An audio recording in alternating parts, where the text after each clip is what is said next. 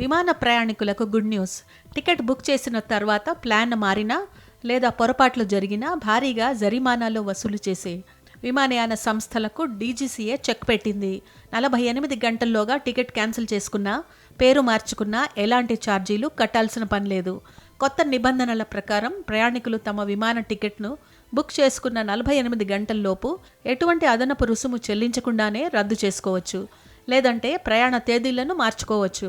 అయితే ఇది కొన్ని నిర్దిష్ట షరతులకు లోబడి ఉంటుంది.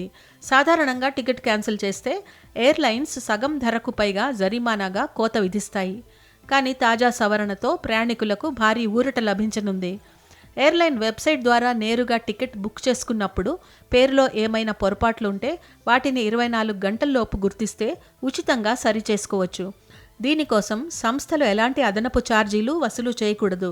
అలాగే చాలామంది ప్రయాణికులు ఎదుర్కొనే ప్రధాన సమస్య రీఫండ్ జాప్యం. దీనిపై డీజీసీఏ స్పందిస్తూ టికెట్ను ట్రావెల్ ఏజెంట్ లేదా పోర్టల్ ద్వారా బుక్ చేసినప్పటికీ రీఫండ్ ఇచ్చే బాధ్యత విమానయాన సంస్థలదే అని స్పష్టం చేసింది. రీఫండ్ ప్రక్రియను 14 పని దినాల్లోగా పూర్తి చేయాలని ఆదేశించింది.